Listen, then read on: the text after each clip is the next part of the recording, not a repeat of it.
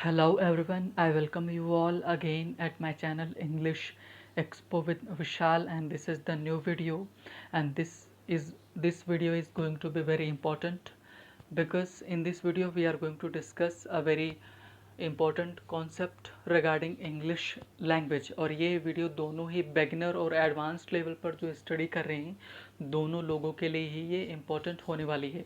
So basically इस video में हम क्या डिस्कस करने वाले हैं, सो लेट्स गेट स्टार्टेड।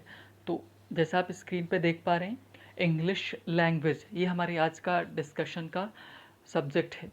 तो बेसिकली एक चीज़ हम जानते हैं कि जो प्रिमिटिव एज एंशियंट टाइम में, प्राचीन काल में जो ह्यूमन था वो सिर्फ बोलना जानता था, उसके पास कोई भाषा नहीं थी।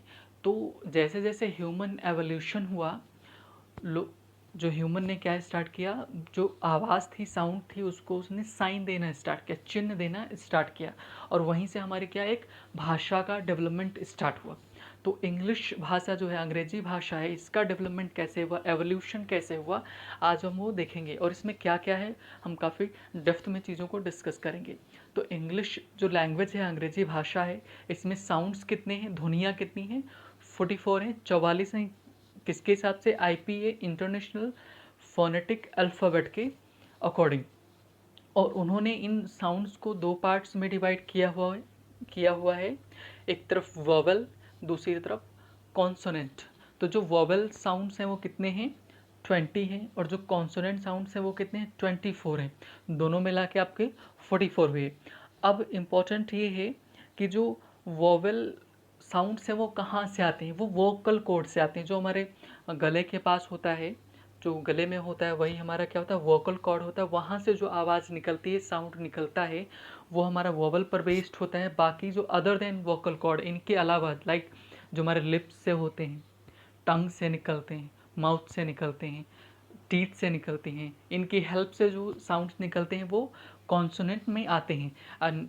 इसके एक्सपेरिमेंट के लिए आप खुद से बोल कर देखो, आपको पता चलेगा। तो जो वोवल हैं वो कितने हैं? 20 हैं। वोवल साउंड्स कितने हैं? 20 हैं। एंड जो कॉन्सोनेंट साउंड्स कितने हैं? वो 24 हैं। सो आगे अगर चलते हैं, जो साउंड्स हैं इनको उन्होंने बांट कर रखा हुआ है, एंड वो आपके कितने हैं? जो साउंड्स हैं वो टाइप्स में रखा बांटा हुआ है, टाइप्स उनके किए हुए टाइप्स ऑफ साउंड हैं। तो जो पहले नंबर पर है शॉर्ट साउंड्स, सेकेंड नंबर पर लॉन्ग साउंड्स, थर्ड नंबर पर लेसी साउंड्स। तो शॉर्ट साउंड्स में क्या होता है, हम कोई भी वर्ड बोलते हैं तो उस पर हम ज़्यादा स्ट्रेस नहीं देते, उसको लंबा नहीं खींचते, नाम से ही पता चल रहा है। आप बोल के देखो, शिट। नेक्स्ट वाला जो हमारा वर्ड है दैट इज़ बिच। जो लॉन्ग साउंड्स हैं उन पे हम स्ट्रेस देते हैं, उनको खींचते हैं। तो आप अगर आप लाइक दिस वर्ड को आप पढ़ोगे तो शीट, बीच, तो दोनों में अंतर है। ये इम्पॉर्टेंट है। क्यों? जब आप बोलते हो पता चला कि आप अगर आपको इनमें डिफरेंस नहीं पता है तो आप दोनों को अलग अलग करोगे। जैसे आपने बोला कि आई वॉन्ट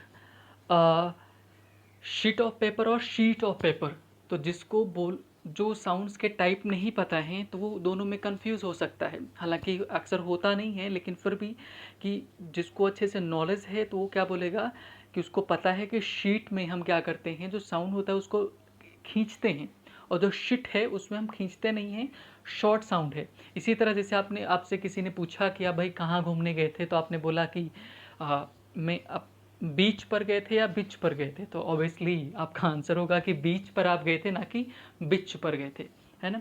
तो दोनों में अंतर है। इसी तरह आपके लेजी जो साउंड्स होते हैं वो लोअर साउंड्स होते हैं। जैसे आप बोल के देखो, टुडे, एग, लथार्जिक। सब में अब आपको अंतर मिलेगा, शिट, शीट, टुडे। तो ये साउंड्स हमारे हो गए कितने? 44 हैं। 20 वॉवल एंड कॉन्सोनेंट कितने? 24।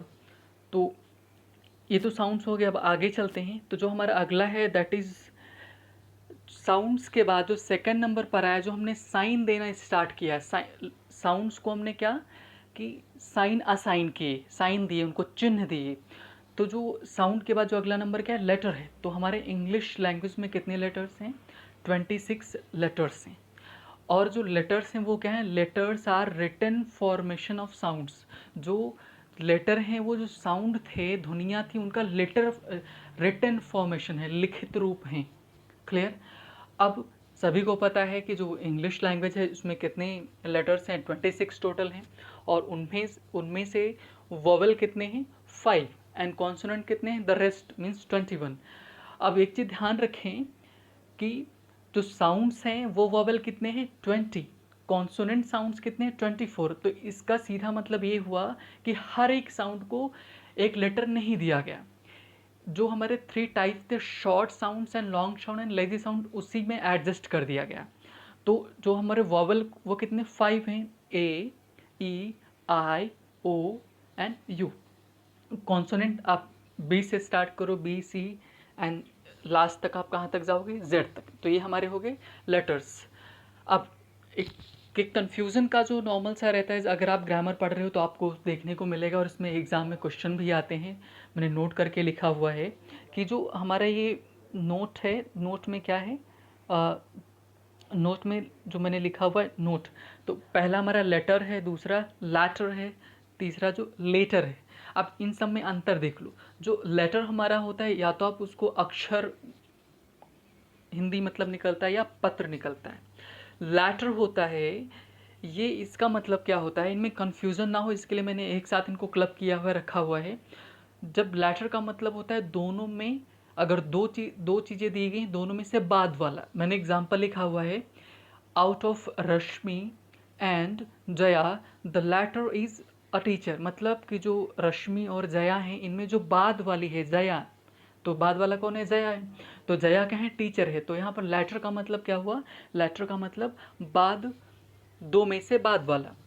लेटर का मतलब क्या होता है, लेटर का सीधा मतलब होता है बाद में, और इसका हम सीधा एग्जांपल हमको कहाँ मिल सकता है, जब हम फ़ोन आ रहा होता है, हम फ़ोन पिक नहीं करना चाहते हैं, तो टेम्पलेट में लिख के आता है कि कॉल यू लेटर, या इस तरह का आता है। तो अब इसमें जो लेटर है, लेटर लिखा हुआ है, लेटर इसका मतलब बाद में। तो पहला हमारा क्या है, इंग्लिश लैंग्वेज कहाँ से स्टार्ट हुई, साउंड है, साउंड के बाद लेटर। अब अगला देखते हैं,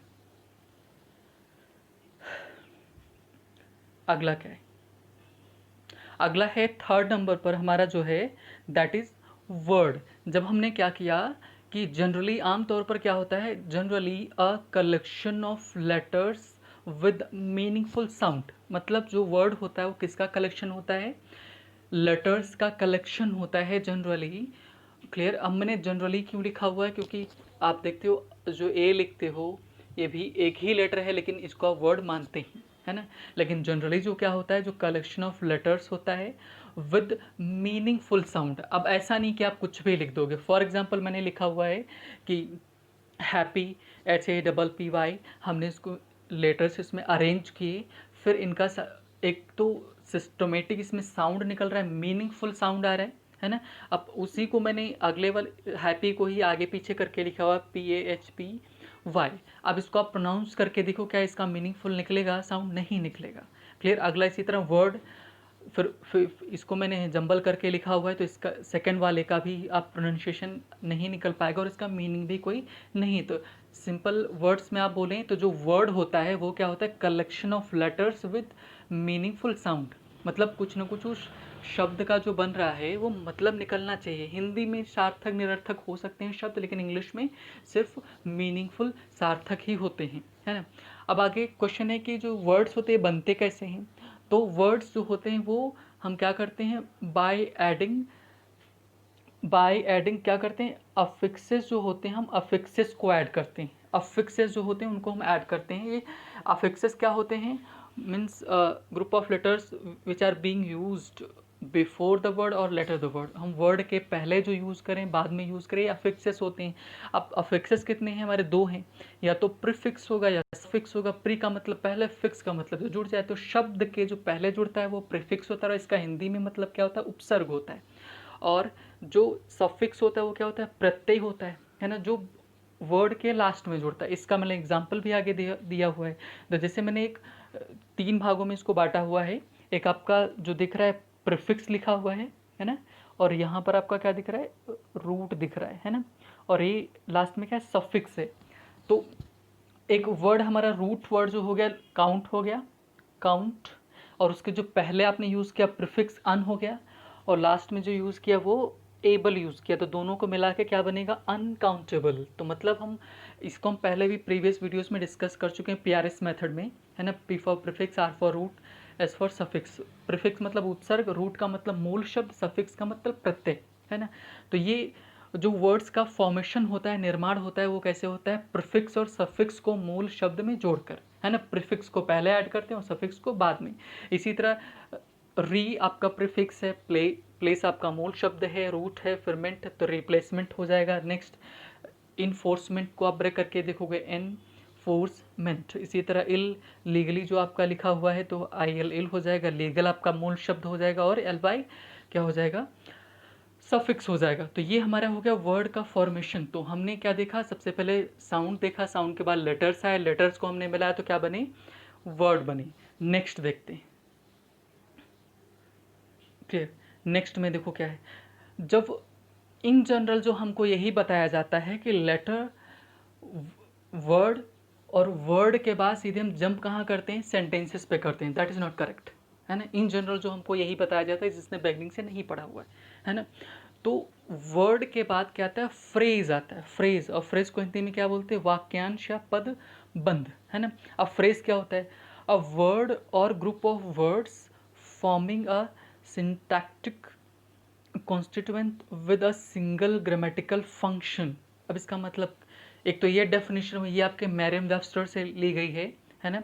and Mariam Webster it is a dictionary, and ये काफ़ी ज़्यादा ट्रस्टेड डिक्शनरी मानी जाती है, उससे मैंने ये डेफिनेशन को लिया हुआ है। अब फ्रेज का मतलब देखो क्या होता है, अ वर्ड और ग्रुप ऑफ वर्ड्स, मतलब या तो कोई शब्द या शब्दों का समूह, फॉर्मिंग जो बना रहे हों सिंटैक्टिक, सिंटैक्टिक जो इस सिंटेक्स से बना हुआ है, सिंटेक्स का मतलब नियमानुरूप, नियम के हिसाब से, ठीक है।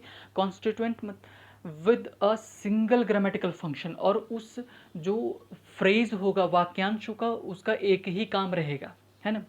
दूसरी डेफिनेशन जो लिखी हुई है, क्या लिखी, phrase is a collection of words which does not have subject and finite verb, because of which it does put some meaning, because of it put क्या है, put some meaning मतलब ज़रूर देता है, बट नॉट कंप्लीट, पूरा जो मतलब निकलना चाहिए सेंस वो नहीं देता है। मतलब सिंपल वर्ड्स में समझे तो जो वाक्यांश होता है, वाक्य का अंश होता है जिसमें सब्जेक्ट नहीं होता है, ना तो इसकी कोई वर्ब होती है, सिर्फ एक टुकड़ा रहता है, वाक्य का अंश रहता है ना। ये मीनिंग देता है लेकिन पूरी मीनिंग नहीं देता है। फॉर एग्जाम्पल मैंने लिखा हुआ है, one large pizza with extra cheese, clear.